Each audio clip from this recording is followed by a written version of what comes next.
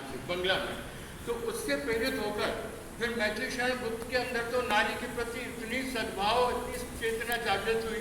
उन्होंने यशोधरा लिखा, विष्णु प्रिया लिखा है। इसके बाद में साकेत में साकेत लिखा।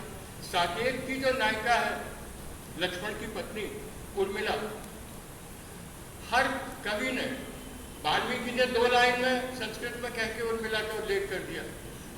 रामचरितमानस में संक्षेप मिला।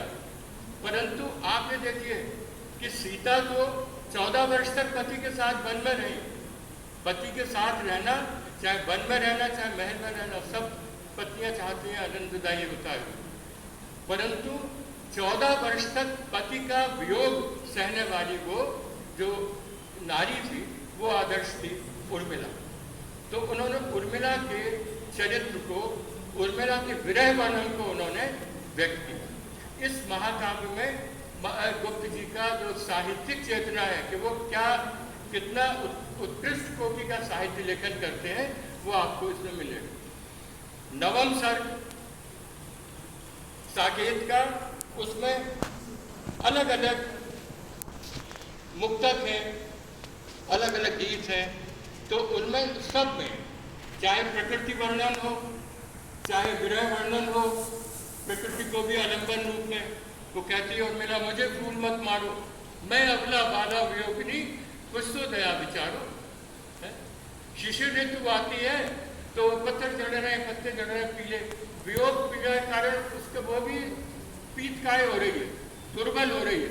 वो कहती है शिशिर न फिर गिरी वन में, जितना चाहे पतझड़ लूंगी मैं इस निज आनंद में। सखी कह रही पांडुरता का क्या अभाव आनंद में।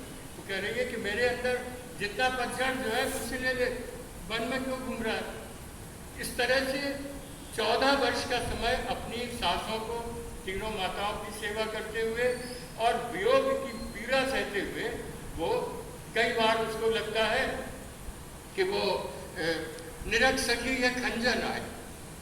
शरद ऋतु में खंजन पक्षी दिखता है तो अपनी सखी से कह रही निरख सखी ये खंजन आए, शायद मेरे मन रंजन ने नैन इधर को भाए।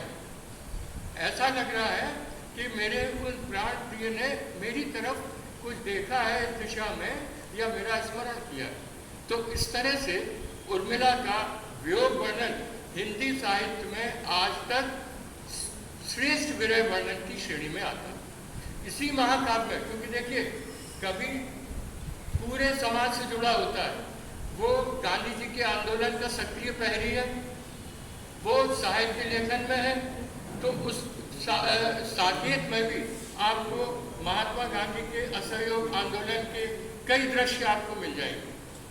जब राम जो है, राम लक्ष्मण और सीता वनवास के लिए जा रहे हैं, अयोध्या के सभी नर नारी उनसे विनय करते हैं कि आप मत जाइए, परंतु वो उनका रथ निकल रहा है। तो गांधी जी का जो असहयोग आंदोलन था कि लोग लेट जाते थे रास्ते में, अंग्रेजों के डंडे पड़ते थे और पिटते जाते थे।